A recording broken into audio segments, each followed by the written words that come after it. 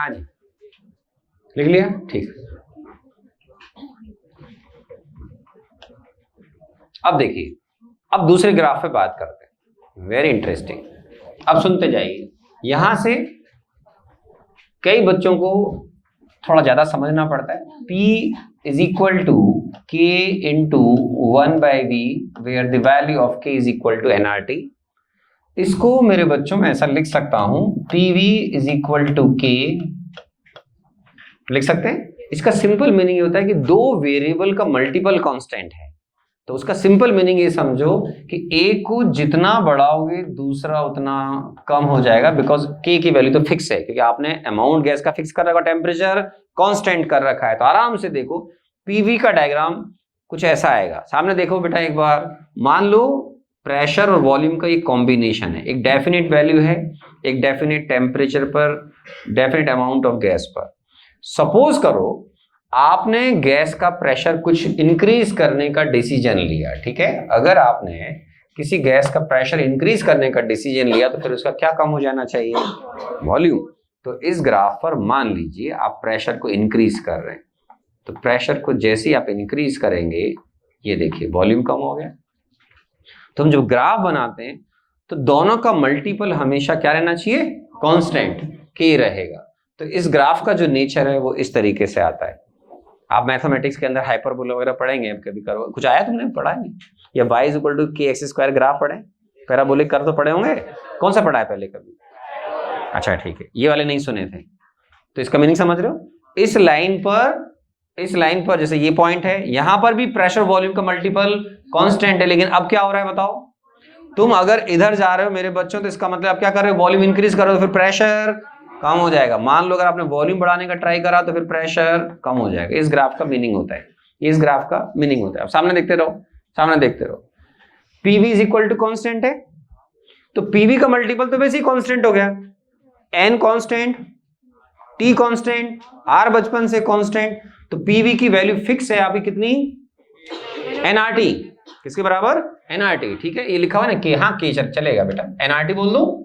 अब सुनना आराम से, पीवी को अगर आप V के साथ में ग्राफ प्लॉट करते हो तो ये ग्राफ बिल्कुल सिंपल इस तरीके से पैरेलल लाइन चल रही है, ठीक है ना, ये सिंपल ऐसे चलती जाएगी। इसका मीनिंग क्या हो रहा है कि पीवी और V का जो मल्टीपल है, पीवी और V का जो मल्टीपल है वो कांस्टेंट वैल्यू रहेगा। अब तुम चाहे पीवी के साथ में P को ग्राफ प्लॉट करो, चाहे V के साथ प्लॉट करो, पीवी की वैल्यू क्या है, कांस्टेंट। मतलब ये जो वैल्यू आप सामने देख रहे हैं, इसकी वैल्यू किसके इक्वल होती है, एनआरटी के इक्वल। किसकी इक्वल होती है, एनआरटी के इक्वल।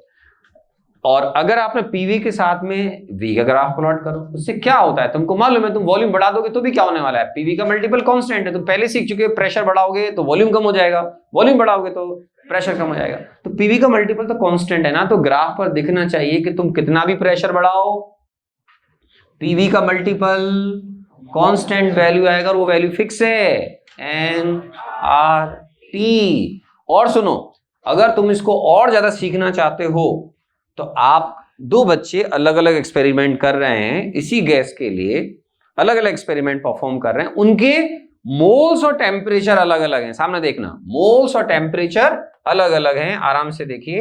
तो एक बच्चे ने ऐसा ग्राफ बनाया, दूसरे ने ऐसा बनाया, मान लो। तो पीवी और P का जो ग्राफ है उसमें ये एक्सपेरिमेंट नंबर 1 और ये एक्सपेरिमेंट नंबर 2, तुमको कौन सी वैल्यू ज्यादा नजर आ रही है, ये वाली या ये वाली, समझ में आ रहा है? तो दो वैल्यू हो गई, एक तो आप ये समझो और एक आप ये देखो। तो इन दोनों में फर्क आ गया। ये जो मैंने लिखा था ग्रीन कलर से, इसकी वैल्यू को अपन N2RT2 बोल सकते हैं। तो N2RT2 की वैल्यू किससे ज्यादा हो गई, N1RT1 से। R कैंसिल भी कर सकते हैं, means N2T2 is greater than N1T1। इसका मतलब होता है कि एक बच्चा, एक स्टूडेंट मोल्स N1 ले रहा है, टेम्परेचर T1 ले रहा है, एक मोल 300 केल्विन टेम्परेचर, दूसरा बच्चा 2 मोल ले रहा है, मर्जी उसकी, और उसे टेम्परेचर 350 केल्विन कर दिया। तो N2T2 की वैल्यू उसके लिए ज्यादा हो गई ना। दोनों ने कांस्टेंट रखा है क्या, N और T, लेकिन वैल्यूज तो अलग अलग लिए ना। इस दीदी ने 1 मोल लिया और टेम्परेचर 300 केल्विन, दूसरी दीदी ने बोला मोल 1.5, टेम्परेचर सेम या डिफरेंट कुछ भी ले सकती है।